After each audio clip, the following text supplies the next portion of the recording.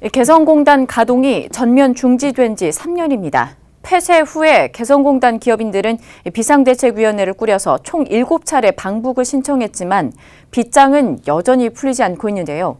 하지만 이달 말에 북미 정상회담이 예정되면서 재가동의 기대감이 높아지는 모습입니다. 국회에서 열린 개성공단 관련 세미나 현장을 정세미 기자가 다녀왔습니다.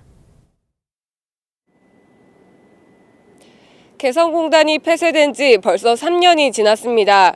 개성공단 입주 기업인들은 그동안 재가동과 정상화를 위한 대책 마련을 정부에 꾸준히 요구해왔습니다. 개성공단 기업 비상대책위원회와 심재권 의원이 11일 국회의원회관에서 개성공단 폐쇄 어떻게 할 것인가를 주제로 세미나를 진행했습니다. 이 자리를 통해 개성공단 기업인들의 방북 승인과 3대 사업 제재 면제 요청 등을 논의했습니다. 개성공단은 지난 2004년 18개 기업의 입주와 함께 출범해 123개까지 확대됐지만 2016년 북한의 4차 핵실험 후 폐쇄 조치됐습니다. 9년의 가동기간 동안 우리나라는 32억 6,400만 달러, 북한은 3억 7,500만 달러의 경제적 효과를 거둔 것으로 알려졌는데요. 폐쇄 후 개성공단 기업 비대위는 현지에 두고 온 공장 설비와 자산을 점검하기 위해 총 7차례의 방북을 신청했지만 모두 불발됐습니다. 지난달에도 179명이 시설 점검을 목적으로 방문 승인을 신청했지만 정부가 승인을 유보했습니다.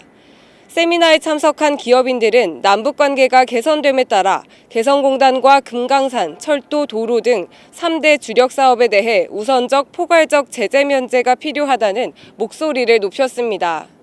또 세미나에 참여한 상당수 입주 기업들은 올해 개성공단이 재가동될 것이라는 기대감을 드러냈습니다. 지난해 남북 정상이 개성공단과 금강산 관광 우선 정상화에 원칙적으로 합의한 데 이어 올해 신년사에서는 김정은 위원장이 조건 없는 개성공단 재개를 언급했기 때문인데요. 특히 27일부터 베트남에서 열릴 제2차 북미 정상회담으로 개성공단 재개가 급물살을 탈 가능성이 크다는 겁니다. 이런 상황에서 이 절대절명의 상황을, 이 찬스를 우리는 놓치고 싶지 않기 때문에 이번 3년차만큼은 우리가 잃어버리고 싶지 않은 이런 절호의 기회라고 믿어 의심치 않습니다.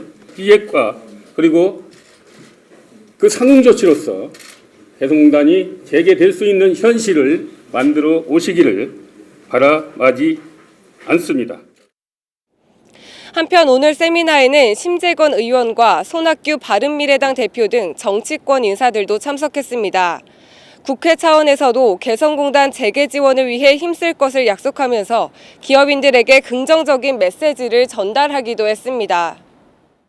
최근에 북미 간의 여러 논의들을 생각해 볼 때 최소한 영변 핵시설의 어떤 그 폐기와 사찰 허용, 한반도 평화 정착의 한 제도적 장치로 제재 완화의 일환으로서 개성공단 재개, 금강산 관광 재개가 논의되지 않겠는가. 남북 간의 해빙 무드가 고조되며 개성공단 기업인들의 오랜 기다림도 종지부를 찍을지 주목됩니다. 국회에서 팍스경제TV 정세미입니다.